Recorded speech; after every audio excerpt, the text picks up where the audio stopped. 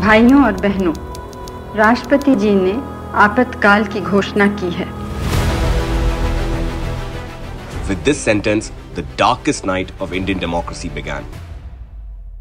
India, which gave the philosophy of democracy to the world in the form of the Republic of Vaishali centuries before Rome, there at midnight on 25th June 1975, the soul of democracy was crushed. This was India, where Lord Rama chose Vanvas over coronation, where Buddha chose sannyas, not empire, where power was considered a means of service, not an end. But in this same India, when a court held Prime Minister Indira Gandhi guilty of electoral corruption and declared her ineligible for office, she, without taking the Council of Ministers into confidence, strangled the constitution and democracy to save her chair and imposed emergency on the country. The declaration of emergency was the result of the frustration of losing power. It was not just an emergency, it was the beginning of Indira Tantra. Due to the bad policies of the Congress, the country was facing a serious economic crisis, inflation, corruption and unemployment since 1969. Students, workers and railway employees were preparing for a big movement in the country against this bad governance. Meanwhile, Shri Jai Prakash Narayan ji called for Sampoorna Kranti, which transformed the political movement into a mass movement. This was the moment when power faced an open challenge from the people for the first time and the walls of power in Delhi started shaking. And then on 12th June 1975 came that historic decision when in the case of Indira Gandhi versus Raj Narayan, the Allahabad High Court held Indira Gandhi guilty of misuse of government machinery and cancelled her election and also barred her from contesting elections for 6 years. This was the moment when democracy and dictatorship stood face to face. Indira Gandhi chose the path to end democracy. The emergency was not just a misuse of a constitutional provision, it was the murder of democracy. It was the murder of the constitution made by Baba Saheb Ambedkar ji. It was an insult to the freedom for which millions of people had sacrificed everything.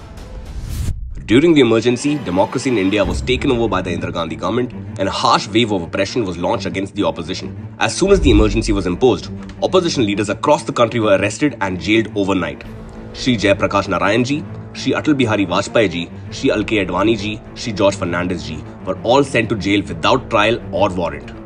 More than 1 lakh citizens were imprisoned under laws like MISA and DIR.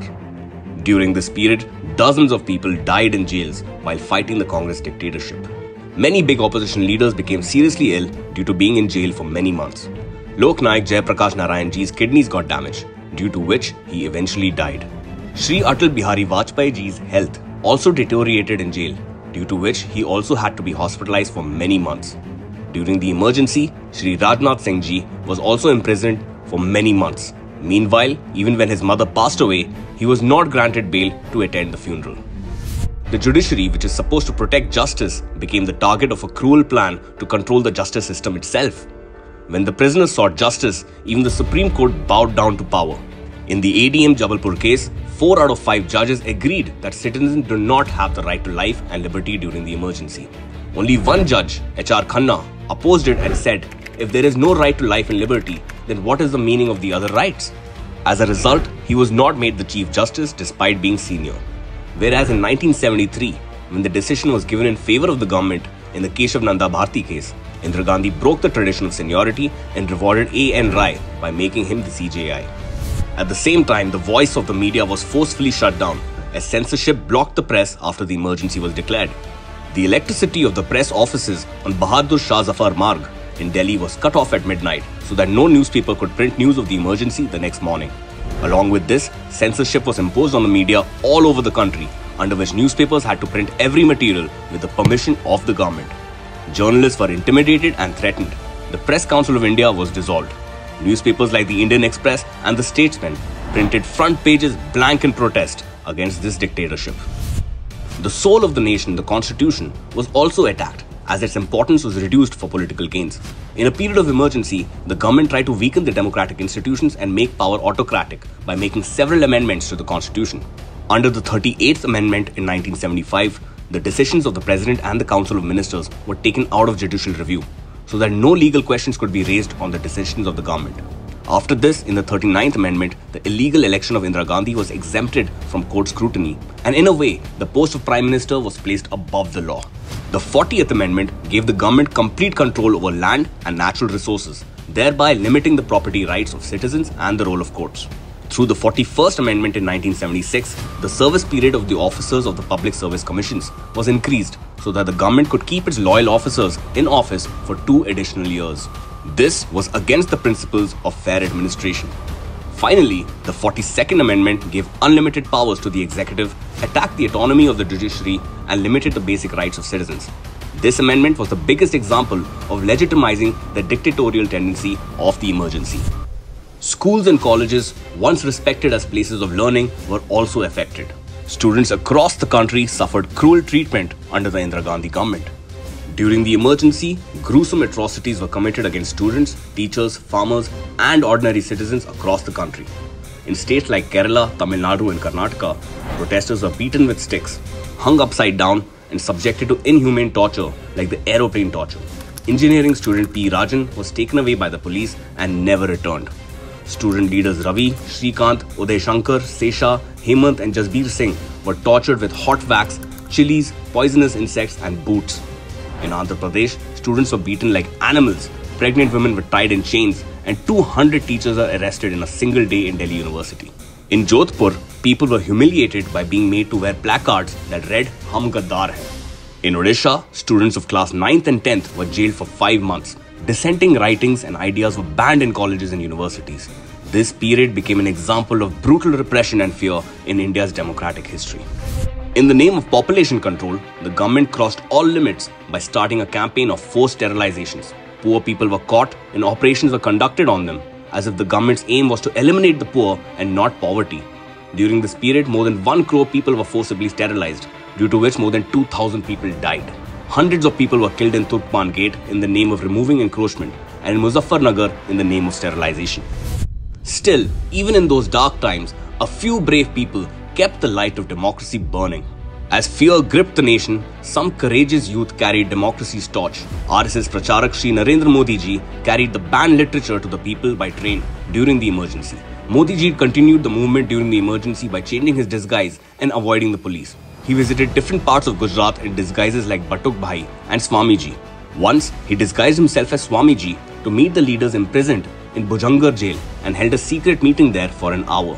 During the emergency, Modi ji adopted innovative methods for distributing literature. He placed literature in barber shops so that people could come there and read it.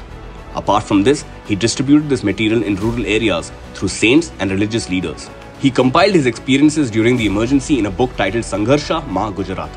This book was written by him in 23 days, entirely from memory. At the same time, NRIs and organizations like Indians for Democracy and Friends of India Society International raised their voice against dictatorship in India at the international level. Criticisms by media organizations like Time magazine increased global pressure on the Indira government. Writers and artists also stood up, using their words and art to fight against injustice. During the emergency, not only politicians but also writers, poets, journalists and artists rose against the government. Anishwar Nath Renu and Shivram Karant returned their awards. Snehalata Reddy died in jail, and Kishore Kumar's songs were banned. About 26 social and political organizations, including the Rashtriya Swayamsevak Sangh, were banned. लोक शक्ति की लहर ने लोकतंत्र की हत्या करने वालों को इतिहास के कूड़ेदान में फेंक दिया है. When all legal ways of getting justice were closed, it was the people who took charge and brought justice through their vote in the next election. Indira Gandhi was badly defeated in the historic Lok Sabha elections of 1977. By electing the Janata Party, the people gave a clear message that now there will be democracy and not dictatorship. To remember the sacrifice and struggle of those who sacrificed everything to save the temple of democracy, the Modi government declared June 25th as Samvidhan Hatya Divas. But perhaps the most serious truth is the Congress's way of thinking, which puts power and family above democracy. Today, the Congress talks about constitution, the judiciary, freedom of the press, and impartiality of institutions. The same Congress has trampled all these during the emergency.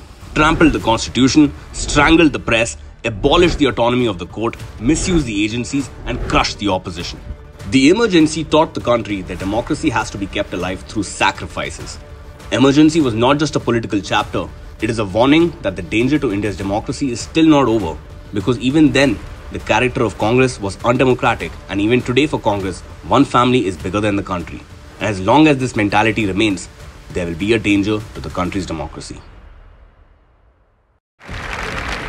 व्यक्ति कितना भी बड़ा हो मगर देश से बड़ा नहीं हो सकता। कोई दल कितना भी शक्तिशाली हो मगर 62 करोड़ जनता से अधिक शक्ति नहीं रख सकता। व्यक्ति आएंगे चले जाएंगे, पार्टियां बनेंगी बिगड़ेंगी, नई पार्टियां जन्मेंगी, सरकारें कायम होंगी बदलेंगी, मगर कश्मीर से लेकर कन्याकुमारी तक फैला हुआ भारत अपनी सनातन संस्कृति के साथ आधुनिकता का वर्ण करने के लिए अमर काल तक इस तीर्थ यात्रा में चलता रहेगा।